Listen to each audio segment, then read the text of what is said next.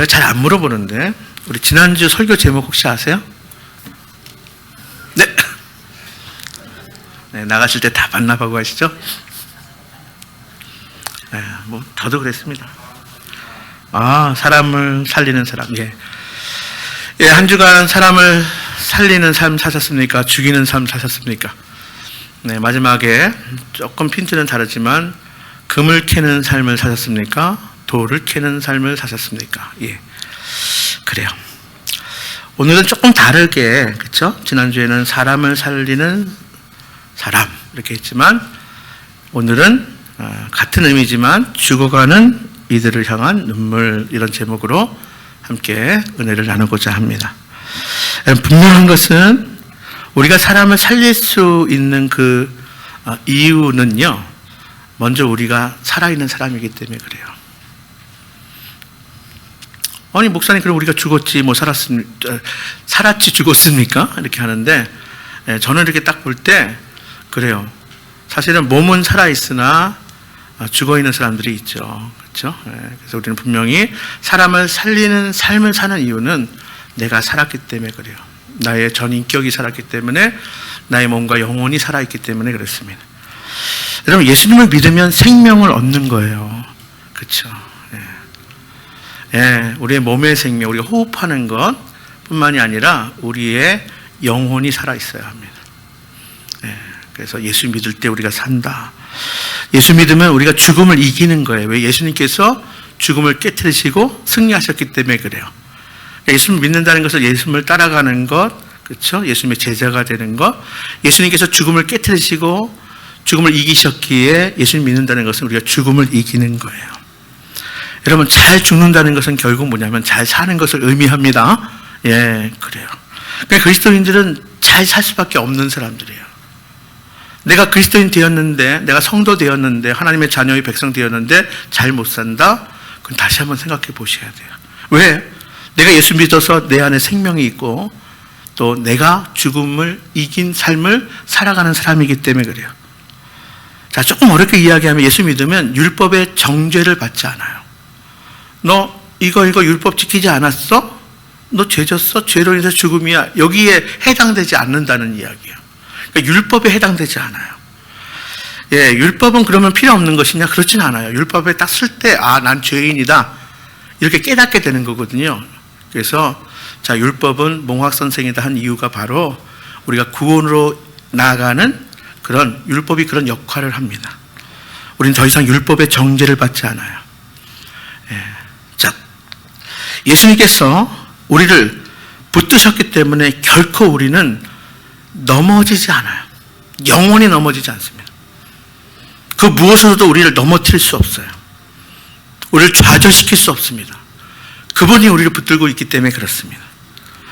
여러분, 우리가 하나님을 믿는다는 것은 뭐냐면 그 전능하신 그 하나님께서 모든 것을 합력하여 반드시 선을 이루신다는 믿음이에요.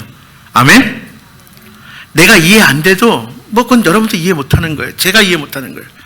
근데 모든 것을 합력하여 선을 이루시는 하나님이시라는 거예요. 그러니까 순간순간 내가 이해되지 않는 거, 내가 지금 넘어진 것 같은 그런 상황이 뭐냐면 그 모든 것까지도 합력해서 선을 이루시는 하나님을 믿는 거예요. 여러분, 오늘 본문에 앞서서 우리가 읽지는 않았지만 우리가 오늘 9장, 로마서 9장인데요. 그 앞에 보면 이제 8장이잖아요.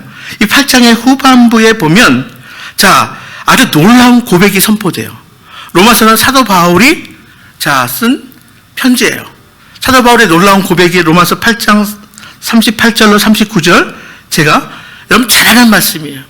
내가 확신하노니 사망이나 생명이나 천사들이나 권세자들이나 현재일이나 장래일이나 능력이나 높음이나 깊음이나 다른 아무 피조물이라도 우리를 우리 주 예수 그리스도 안에 있는 하나님의 사랑에서 끊을 수 없느니라. 그러니까 하나님의 그 사랑에서 우리를 끊을 수 있는 것은 이 세상에 존재하지 않아요. 그리스도 안에 있는 우리에게 하나님의 사랑에서 끊을 수 있는 것은 아무것도 없는 거예요. 믿으십니까? 아멘. 그래요. 예수님의 사랑에 감동되어서 가장 감격적이고 확신 있는 고백과 선포를 하는 거예요, 지금. 그 가장 감격적인, 가장 놀라운 고백과 선포 이후에 나오는 고백이 오늘 본문의 말씀이에요. 여러분 뭐라고 이야기합니까? 한마디로 이야기하면 오늘 제목이에요. 죽어가는 사람들을 향한 눈물이에요. 죽어가는 이들을 향한 눈물이라는 거예요. 가장 예수님의 사랑에 감동되어서 가장 어떻게 보면 사람이 할 수 있는 우리 하나님을 향한 또 자신에게 있는 믿음의 분명한 고백, 확실한 고백을 하고 나서 바로 이 죽어가는 영혼들을 향한 눈물의 고백. 여러분 이 말씀을 나눌 때에 먼저 제가 부탁드리고 싶은 것은 여러분들 심령 가운데 눈물이 회복될 수 있게 되기를 바랍니다. 하나님의 귀한 마음이 더욱더 벅차오를 수 있게 되기를 간절히 바랍니다. 제 누누이 말씀드리죠. 하나님의 마음을 볼 수 있다면 내가 살리고 싶다 하는 거예요. 여러분 하나님의 눈물이에요. 하나님 눈물. 내가 그 영혼 구원하고 싶다. 내가 살리고 싶다. 네. 자, 그래서 우리가 1절, 2절 말씀드린 것처럼 묶여 있어요. 한번 읽어볼까요? 자, 시작. 내가 그리스도 안에서 참말을 하고 거짓말을 아니하노라. 나에게 큰 근심이 있는 것과 마음에 그치지 않는 고통이 있는 것을 내 양심이 성령 안에서 나와 더불어 증언하노니. 내가 그리스도 안에서 참말을 하고 거짓말을 아니하노니. 자, 이 고백이 아주 중요한 고백이라는 거예요. 인생을 살다가 우리가 중요한 고백을 할 때 뭐라고 이야기해요? 그때 야, 이거 정말이야. 이거 진짜야. 그렇죠? 자, 이 말은 뭐냐면 항상 거짓말했기 때문에 사도 바울이 야, 이번만은 믿어줘 이런 게 아니에요. 뭐예요? 정말 중요한 고백이라는 거예요. 우리가 앞서 제가 읽은 8장의 후반부에 놀랍고 위대한 고백한 이후에 정말 중요한 고백이기에 이렇게 덧붙이는 거예요. 내가 그리스도 안에서 참말을 하고 거짓말을 아니한다.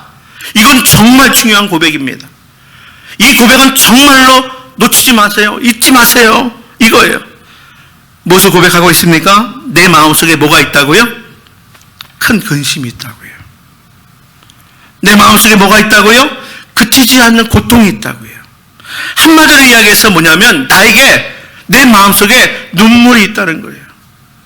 고통이 있고 근심이 있고 아픔이 있고 내 마음을 떠나지 않는 괴로움이 있다는 거예요.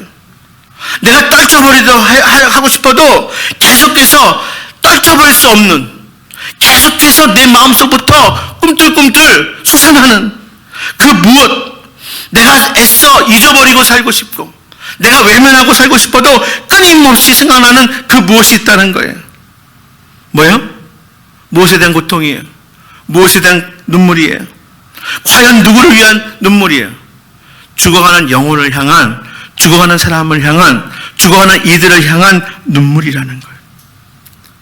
보다 구체적으로 이야기하면 나의 형제들, 나의 민족, 그들의 구원을 위한 눈물이 나에게 있다는 거예요. 그게 사도 바울에게 뭐예요? 고통이에요. 근심이에요. 도저히 떨칠 수 없는 그런 아픔이라는 거예요. 그러면서 이렇게 고백해요. 3절 말씀이에요. 함께 문독해 볼까요? 3절 말씀.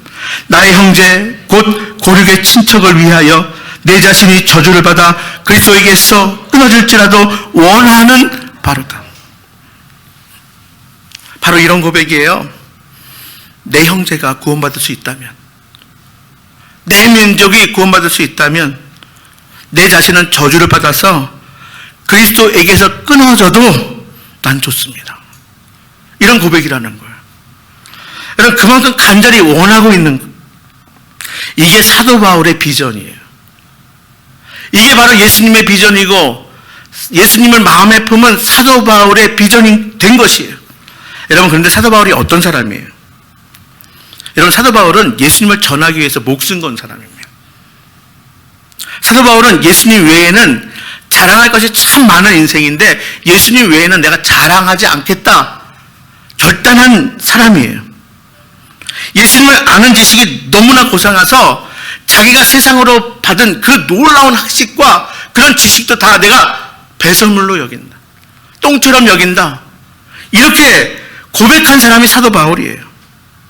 예수님 외에 다른 어떤 것도 미련두지 않은 사람, 사도 바울이에요. 그가 고백하는 거예요. 그러니까 한마디로 이야기하면 사도 바울에게 누구 빼면 아무것도 아니에요? 예수님 빼면 아무것도 아닌 사람이에요. 이제 지금 사도 바울에게 예수님 딱 빼면 정말 사도 바울은 아무것도 아닌 사람이에요. 그런 사도 바울이 이렇게 고백하는 거예요. 그 마음이 느껴지세요? 예수님이 전부인 사도 바울이, 예수님을 빼면 아무것도 아닌 그 사도 바울이, 실제로 그러한 삶을 살았던 사도 바울이 지금 이런 고백을 하는 거예요. 내가 그리스도에게서 끊어질지라도 나의 형제, 나의 민족, 구원을 얻을 수 있다면, 사도 바울은 정말 예수님에게서 끊어지는 것을 원하는 것이 아니라 그만큼 뭐예요? 그만큼 중요하다는 거예요. 그만큼 사도 바울이 포기할 수 없다는 거예요. 무엇을요? 죽어가는 이들을 향한 사도 바울의 마음. 죽어가는 이들이 구원을 얻는 것, 그들이 살아나는 것, 난 그것을 절대 포기할 수 없다는 거예요. 여러분, 사도 바울 그 마음 속에는 주님의 마음이다. 주님의 마음은 내가 너희를 살리고 싶다는 거예요. 죽어가는 너희를 건지고 싶다. 그래서 사도 바울의 마음 속엔 죽어가는 사람들을 향한 뜨거운 눈물이 있었던 거예요. 그들이 예수님 만나면 좋겠는데, 그들이 예수님을 믿었으면 좋겠는데, 이런 간절한 바람이 있었던 거예요. 그 눈물이 곧 하나님의 눈물이에요. 아멘? 그 눈물이 곧 예수님의 눈물이요, 그 눈물이 성령님의 눈물인 거예요. 누가 주셨어요? 하나님이 그에게 주신 거예요. 하나님이 사도 바울에게 이제 뭐예요? 그 하나님의 눈물, 예수님의 눈물, 성령님의 눈물을 주신 거예요. 사람을 사랑하는 마음을 주셨어요. 형제와 민족을 사랑하는 그 마음을 주셨어요. 여러분, 우리 뼈가 하나님을 예배하고 그리고 세상을 환대하자. 세상을 환대할 수 있는 힘은 하나님이 주실 때 가능한 거예요. 하나님을 예배할 때 주시는 그 사랑 때문에, 그 은혜 때문에 우리가 사람을 사랑하고 죽어가는 영혼을 향해서 눈물을 흘릴 수 있게 되는 거예요. 우리 결심 가지고 안 돼요. 내 결단 가지고 되는 것이 결코 아닙니다. 우린 그동안 얼마나 많은 결심을 했어요. 얼마나 많은 결단을 했어요. 그런데 주님의 마음을 품지 않으면 그 일이 불가능한 일이에요. 여러분, 하나님께 가까이 가면 갈수록 죽어가는 영혼에 대한 애절한 마음이 생기는 거예요. 여러분, 하나님의 나라를 알면, 더 구체적으로 알면 알수록 뭐예요? 이 땅만을 바라보며 사는 사람들을 불쌍히 여기게 되는 거예요. 그 하나님의 나라를 경험한 사람들은, 땅의 것을 바라보며 사는 사람들이 얼마나 안타까운 사람들인지, 얼마나 불쌍한 사람들인지, 그 사람들을 향한 구원의 마음, 구원의 열망이 생기는 거예요. 하나님께서 사도 바울에게 그런 마음을 주셨어요. 정말 신기한 것은 뭐냐면, 성경을 보면 그 마음을 품은 사람을 하나님이 쓰시더라 이거예요. 바로 이런 마음을 가진 사람을 하나님께서 사용하시는 거예요. 여러분, 하나님께 쓰임받은 사람들에게는 항상 한결같은 이 마음이 있었고요, 이런 눈물이 있었어요. 너무 신기해요. 여러분, 모세를 아시죠? 모세에게도 이런 마음이 있었어요. 여러분, 하나님이 모세를 선택해서, 그래요, 400년 동안 애굽에서 종생활하는 이스라엘 백성들을 출애굽시켰잖아요. 하나님, 모세가 시내산에 올랐어요. 거기서 40일을 금식하면서 하나님을 만났어요. 그리고 이제 십계명과 율법을 받고 내려왔어요.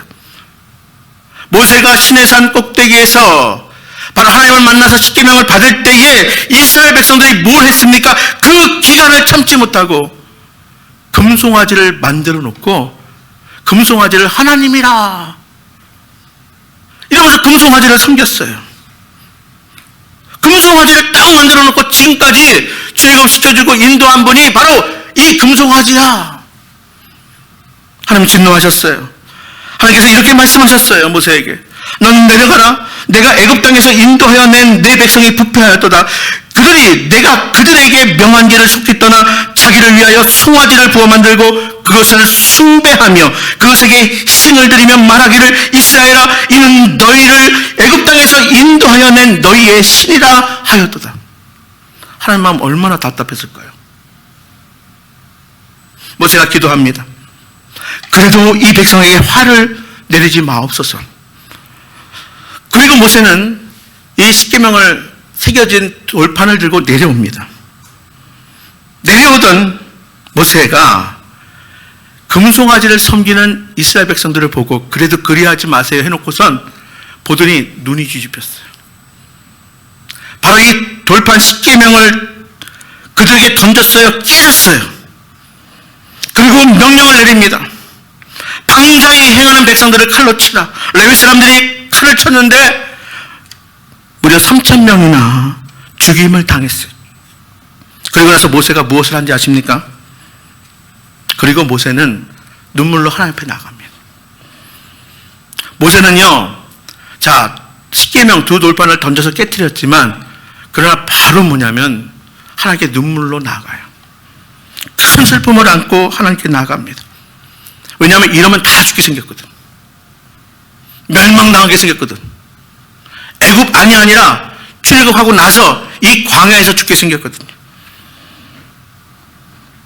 민족의 죄악을 끌어안고 하나님께 기도합니다. 그게 출애굽기 32장 31절로 32절의 말씀이에요.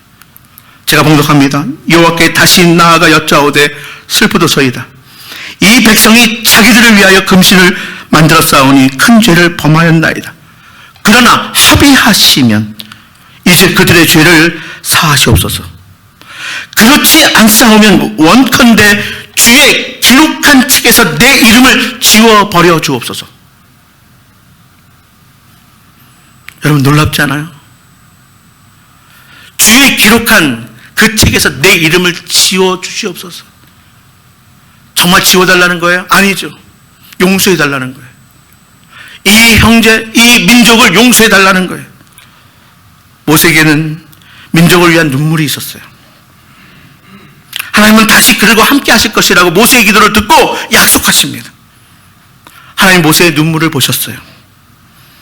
그리고 그 기도를 들으시고 이제 모세를 가나안 직전까지 출애굽의 인도자로, 광야의 인도자로 모세를 사용하셨어요. 여러분, 느헤미야를 기억하십니까? 남유다가 바벨론에 의해서 완전히 망했어요. 이미 북이스라엘은 아수르에게 이미 망했고요. 이제 반쪽 남은 이스라엘, 유다가 바벨론에 의해서 완전히 망했습니다. 느헤미야는 바벨론의 포로로 끌려간 선지자예요. 그런데 이 느헤미야는 예루살렘에 무너진 성벽을 또한 재건한 인물입니다. 이 느헤미야의 마음에도 이러한 눈물이 있었어요. 말씀드린 것처럼 이스라엘 민족이 망했습니다. 느헤미야 역시도 바벨론의 포로지에 끌려왔습니다. 그곳에서 안정된 지위를 갖게 되었어요. 아닥사스다 왕 시절에 수상궁의 술 맡은 관원장이 되었어요.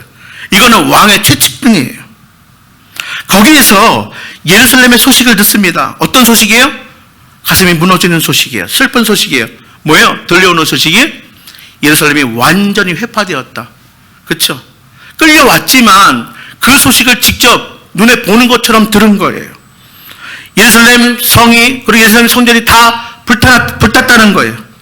이 소식을 들은 예레미야가 어떻게 했습니까? 어떻게 반응합니까? 느헤미야 1장 3절 4절 말씀해 보면 읽어드립니다. 저희가 내게 이르되 사로잡힘을 면하고 남은 자가 그 도에서 큰 환난을 만나고 능욕을 받으며 예루살렘 성은 회파되고 성문들은 소화되었다 하는지라. 내가 이 말을 듣고 앉아서 울고 수일 동안 슬퍼하며 하늘의 하나님 앞에 금식하며 기도하여 무너진 망한 민족을 향하여 울었어요. 한없이 울었습니다. 그리고 하나님께 금식하며 기도하며 나갔습니다. 그리고 결단합니다. 내가 민족의 땅으로 돌아가리라는 거예요. 왕에게 부탁합니다. 간청해서 예루살렘으로 돌아옵니다. 밤중에 예루살렘 성벽을 돌아보게 돼요. 무너진 성벽을 보았어요. 가슴이 무너집니다. 무너진 백성들의 가슴을 보았습니다. 더 처절하게 그의 가슴이 무너지죠. 느헤미야는 머물지 않아요. 사람들에게 용기를 줍니다. 무너진 성벽을 재건합니다. 그리고 52일 만에 다시 성벽을 다시 쌓았어요. 많은 사람들의 비웃음과 반대도 있었습니다. 그러나 느헤미야의 열정을 꺾지 못했어요. 하나님께서 그를 사용하신 거예요. 하나님께서 느헤미야의 가슴에 뭘 주셨어요? 민족을 향한 눈물을 주셨어요. 하나님은 그 눈물의 사람 느헤미야를 사용하신 거예요. 여러분, 이제 우리 자신을 다시 한번 돌아봅니다. 우리 마음속에, 여러분의 마음속에 무엇이 있습니까? 마음속에 눈물이 있습니까? 무엇을 잃어버려서 속상해 흘리는 눈물이 아니라 죽어가는 사람들을 바라보며 흘리는 눈물입니다. 거절당하고 내가 사람들로부터 욕먹어서 흘리는 서글픈 눈물이 아니라 살아야 할 그 사람들 바라보면서 흘리는 눈물인 거예요.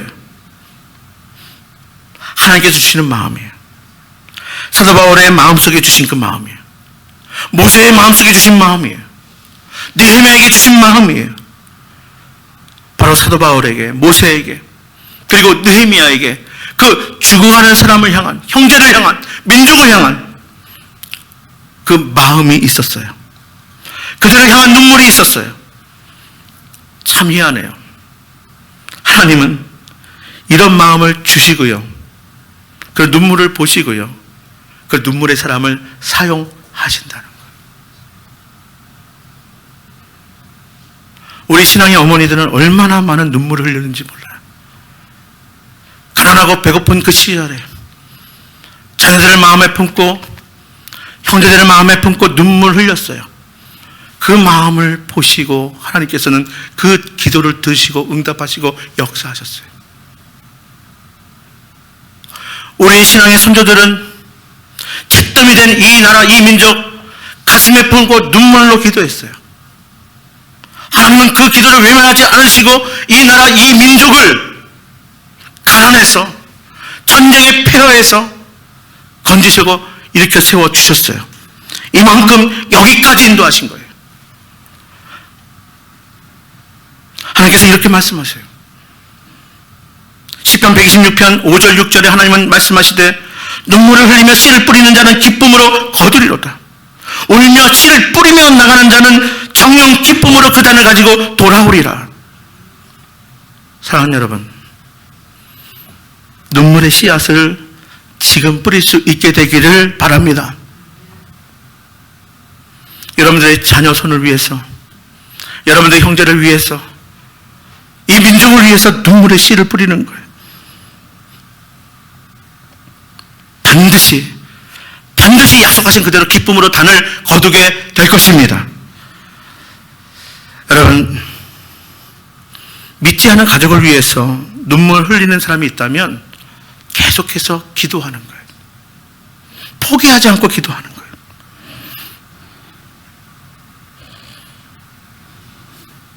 그러면 하나님께서 그 사람을 통해서 믿음의 가정, 믿음의 명문 가문 반드시 일으켜 세워 주실 것입니다.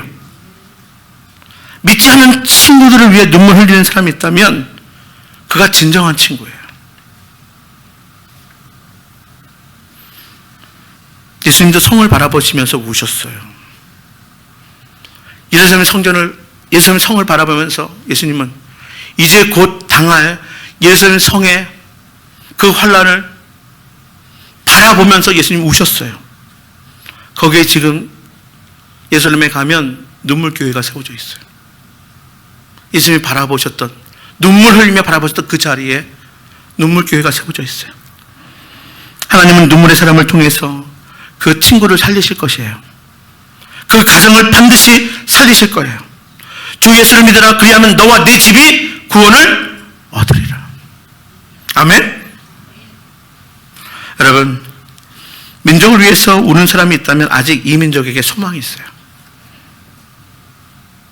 우리 자녀들을 위해서 눈물 흘리고 다음 세대를 위해서 눈물 흘리는 그 사람을 통해서 이 땅의 다음 세대 자녀들이 다시 살아나게 될 거예요. 분명히 동포를 위해서 눈물 흘리는 사람이 있으면 하나님은 그 사람을 통해서 민족의 복음화로 사용하실 것입니다. 여러분, 춥고 배고픈 사람들을 위해서 눈물 흘리는 사람이 있다면 하나님은 그 사람을 통해서 그들을 반드시 살리시고 일으켜 세워 주실 거예요. 이것이 하나님 마음이에요. 여러분, 이제 말씀을 정리하면요, 누군가를 위해서 울면 용기가 생깁니다. 뭐가 생긴다고요? 용기가 생겨요. 한 가지 질문을 던지고 정리해 볼까요? 여러분, 어떤 마음으로 울을까요? 어떤 마음으로 울어야 할까요? 현실을 바라보면서 좌절하고 패배, 눈물에 그런 눈물을 흘려야 될까요? 아니요. 기대와 설레임으로 가능성을 가지고 기도할 수 있기를 간절히 바랍니다. 기대감, 설레임. 여러분, 하나님은 사도 바울에게 가능성을 보게 해주셨어요. 이제 4절, 5절 말씀을 함께 읽겠습니다. 시작. 그들은 이스라엘 사람이라 그들에게는 양자됨과 영광과 언약들과 율법을 세우신 것과 예배와 약속들이 있고 조상들도 그들의 것이요 육신으로 하면 그리스도가 그들에게서 나셨으니 그는 만물 위에 계셔서 세세에 찬양을 받으실 하나님이시라. 아멘. 사도 바울은 민족을 바라볼 때에 가능성을 보았어요. 기대와 설레임으로 바라보았어요. 누구의 눈으로 본 거예요? 하나님의 눈으로 본 거예요. 이스라엘은 메시아를 죽인 백성이에요. 이스라엘 백성들은 예수님을 눈으로 보고도 믿지 않은 백성들이에요. 그래도 사도 바울은 기대감으로 설레임으로 가능성을 보았어요. 하나님이 그렇게 보시는 거예요. 하나님이 그렇게 보게 하신 거예요. 사도 바울은 이스라엘의 배타적인 선민의식이 아니라 구별되는 장점들을 보았어요. 우리가 읽은 말씀에 8가지가 나옵니다. 어떠한 장점들이에요? 저희는 이스라엘 사람인데 저에게는 양자됨, 영광과 언약들과 율법을 세운 것과 예배와 약속들이 있고 조상들도 저희의 것이고 육신을 하면 그리스도가 저희에게 나셨다. 이스라엘 백성들이 먼저 받은 8가지 복에 대해서 사도 바울은 정확하게 지적합니다. 양자됨, 하나님을 아버지라 부를 수 있는 특권이에요. 영광, 이스라엘 백성은 하나님의 영광을 본 민족이에요. 언약을 받았죠. 율법을 받았습니다. 예배, 약속들을 받았고요. 조상들, 수많은 믿음의 조상들이 그들에게 있어요. 그리고 가장 중요한 육신으로 하면 예수 그리스도께서 저희에게 난 그런 민족이에요. 그렇습니다. 이스라엘은 수많은 가능성을 가지고 있어요. 여러분, 우리는 한참 풀어주고 설명해 주어야 알까 말까한 그런 내용들을 그냥 알아요. 그들은 요단강에서 어려서부터 목욕하던 그런 민족들이에요. 성경을 그냥 원어로, 히브리어로, 헬라어로 읽을 수 있는 사람들이에요. 예수님만 믿는다면 구약의 그 수많은 내용들을, 우리가 힘들어하고 어려워하는 내용들을 그냥 쉽게 알 수 있는 민족들이에요. 예수님만 믿기만 하면 이런 놀라운 일들이 일어날 거라는 거예요. 약 2000년 전 사도 바울은 그 놀라운 가능성, 기대와 설레임으로 보고 있는 거예요.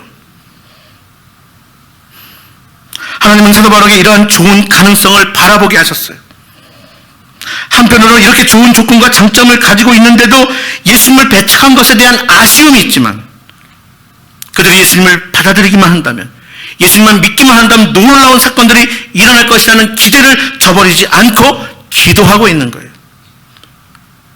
그런 기대로 눈물을 흘리고 있는 거예요. 여러분, 지금 누군가를 위해서 기도하십니까? 기도해도 응답 없다고요. 여러분, 그렇다고 패배의 눈물이 아니라 기대감의 눈물이 있게 되기를 간절히 바랍니다. 가족들이 변했을 때 일어나는 엄청난 일들을 믿음의 눈으로 바라볼 수 있게 되기를 바랍니다. 친구가 변했을 때의 엄청난 변화를 믿음의 눈으로 바라볼 수 있기를 바랍니다. 북녘 땅이 변하고 통일됐을 때에 복음으로 물들어질 그 땅을 바라볼 수 있게 되기를 바랍니다. 죽어가는 영혼들이 예수님을 믿고 살아났을 때에 그들을 통해서 일어날 엄청난 일들을 바라볼 수 있게 되기를 바랍니다. 기대하며 눈물을 흘릴 수 있게 되기를 바랍니다. 믿음은 바라는 것들이 실상이에요. 기대를 가지고 보는 것이에요. 여러분, 나의 자녀 1명, 2명 진정으로 예수님을 인격적으로 만나고 우리 자녀가 변화되었을 때 그 1명을 통해서, 그 2명을 통해서, 3명을 통해서 얼마나 많은 사람들이 살아날 것인가 믿음으로 바라볼 수 있게 되기를, 그래서 눈물로 간구하며 구할 수 있게 되기를 바랍니다. 제가 참 좋아하는 말이 있어요. 사과 속에 씨는 셀 수 있지만 그 씨 속의 사과는 우리가 셀 수 없는 거예요. 기대감을 가지고 우리가 가능성을 보고 우리가 패배감이 아니라 설레임으로 눈물로 기도할 수 있는 복된 성도들 다 될 수 있기를 바랍니다. 눈물로 권면하시고요, 전하시고요, 우리가 눈물의 기도를 심으시고요, 눈물로 복음을 전하시고요, 전받은 예수님을 통해서 한 명이 살아난다면 그 한 명으로 끝나는 것이 아니라 그 한 명을 통해서, 그 한 사람을 통해서 그의 가정이 살아나고 가문이 살아나고 그가 가는 땅, 닿는 곳마다 살아나는 귀한 역사가 일어나게 될 것입니다. 여러분, 죽어가는 사람을 향한 눈물, 그 눈물이 저와 여러분 모두에게 있게 되기를 바랍니다. 명절을 앞두고 여러분 부담 갖지 마시고 스트레스 받지 마시고 이런 기대감으로 작년과 똑같은 그런 명절이 아니라 눈물로 그들에게 예수님을 전하고 그리스도의 사랑으로 먼저 본을 보이고 그리고 기도하는 여러분들 될 수 있기를 간절히 바랍니다.